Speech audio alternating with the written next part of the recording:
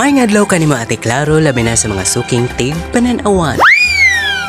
Kining kaagi nga ako ipaambit kanimo karon mahitungod kini sa akong pag-umangkon. Pagkaluoy naman lang gyud ni ini niya Ate Claro.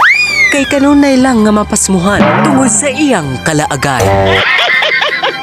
Gani, diha to higayon Ate Claro nga siya gikabuhian kay hangin na lang ang sud sa iyang tiyan.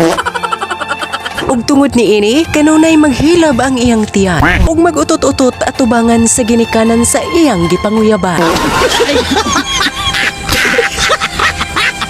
Mao nang na-discourage ang iyang gipanguyaban ug nakahuna-huna na lang kini nga siya buwagan. Bisan giun sa paniyag pakiluoy Ate Claro ug bisan giun sa paniyag sakripisyo, pinaagi sa paglakaw gamit ang tuhod paingon sa simbahan. Gikubala na lang ang iyang tuhod ug ang iyang bugan gipilasan. Apan wala gihapon siya ni ini gibalikan.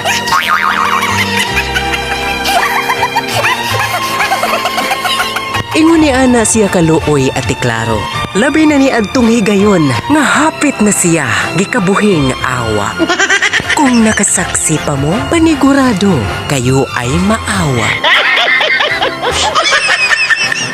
Sa pagpadayon sa konsugilanon Ate Claro, dihatoy adlaw nga nasuroy siya sa amua ug timing pod kay naglamaw silang ate ug swerte kay siya sa iyang pag-abot kay nasubraan pagid siyag usa ka planggana pero wa nay suod.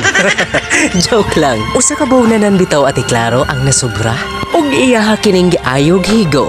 Ya pa malilo ipod ang tabangan ta. Inga. Ako paliod to na. Okay, paniod to, lamaw hanggi ka. Oh, paliloy ba? Karang tabangan ta. Saan? Nag-vlog, maning buang, nag-vlog. Hindi ba? Ay, naman kay posto din lang. Hindi, bunanan pa sige.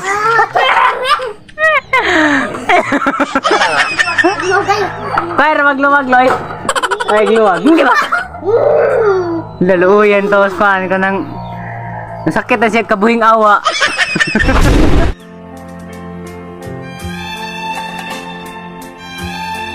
Ug mao kadto ang kinatibuk-an sa iyang suliran.